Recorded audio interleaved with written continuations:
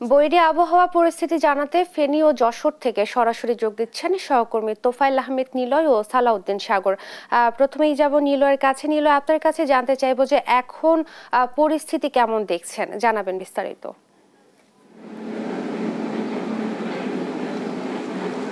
ধন্যবাদ আপনাকে বলে রাখি যে গত 24 ঘন্টায় অর্থাৎ গতকাল 12টা থেকে আজ 12টা পর্যন্ত ফেনীতে 117 মিলিমিটার বৃষ্টিপাত রেকর্ড করেছে ফেনীর আবহাওয়া অফিস। এখানকার আবহাওয়া অফিসের কর্মকর্তা মুজিবুর রহমান তিনি আমাদেরকে এই তথ্য জানিয়েছেন। তবে তিনি বলছেন যে আগামী 2 দিন অর্থাৎ 23 এবং 24 তারিখ পর্যন্ত এই ফেনীতে বৃষ্টির পূর্বাভাস রয়েছে এবং কি মাঝারি ধরনের বৃষ্টিপাত হতে পারে বলে কিন্তু তিনি জানিয়েছেন। তবে এই 117 মিলিমিটার বৃষ্টির ফলে কিন্তু আমরা দেখেছিলাম যে ফেনী শহরের যে মূল গুরুত্বপূর্ণ সড়কগুলো রয়েছে সেগুলো ইতিমধ্যে পানির নিচে নিমজ্জিত রয়েছে। আমি এই মুহূর্তে রয়েছি ফেনী শহরের পাঠানবাড়ি এলাকায়। এখানে দেখতে পাচ্ছেন যে এই সড়কটি রয়েছে এটি হচ্ছে ফেনী শহরের মূল যে সড়ক রয়েছে সেই সড়কের সংযোগ সড়ক। এই সড়কটি কিন্তু ইতিমধ্যে পানির নিচে নিমজ্জিত রয়েছে।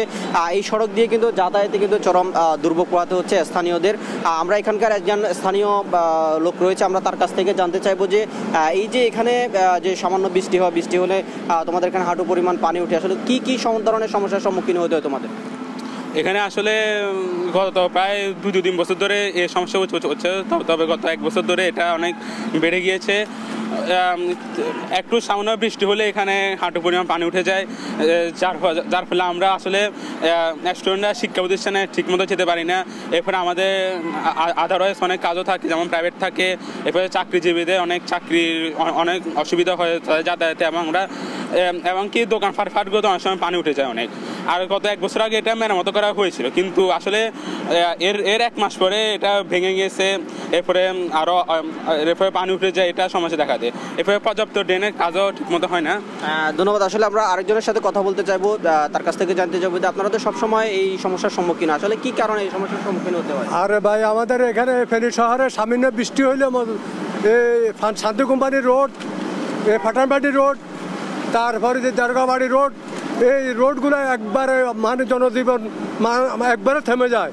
কিন্তু ধন্যবাদ। আসলে আমরা শুনছিলাম যে এখানকার যে পৌরসভা রয়েছে, পৌরসভার যে অব্যবস্থাপনার কারণে কিন্তু এই শহরে বিভিন্ন এলাকায় জলাবদ্ধতা সৃষ্টি হয়। এই জলাবদ্ধতা নিরসনে পৌরসভার কার্যকরী পদক্ষেপ চায় এখানকার স্থানীয়রা। তো এই ছিল আমার কাছে ফেনী থেকে জলাবদ্ধতা নিয়ে সর্বশেষ। আমি এখন চলে যাব, আমাদের আরেক সহকর্মী রয়েছে সাগরের কাছে। সাগর, আপনার সেখানকার কি পরিস্থিতি রয়েছে সে সম্পর্কে আমাদের দর্শকদের জানাবেন।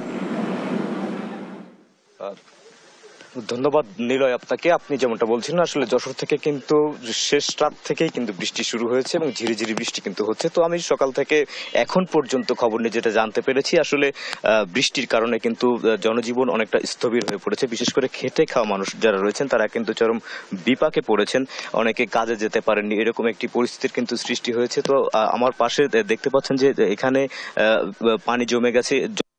মূলত 2-1 দিন ধরেই থেকে বৃষ্টি হচ্ছিল, কিন্তু আজকে একটানা বৃষ্টির কবলে পড়ে কিন্তু ক্ষেত খামারগুলোতে পানি জমে গেছে, যে কারণে আসলে চাষের যে জায়গাগুলো ছিল সেগুলো কিন্তু এখন আপাতত স্থবির হয়ে পড়েছে। তো আমি এখন একটু কথা বলতে চাই এই পর্যায়ে স্থানীয় একজনের সাথে, যে আসলে কখন থেকে বৃষ্টি শুরু হয়েছে, কি কি সমস্যা হচ্ছে আপনাদের, যদি একটু বলতেন।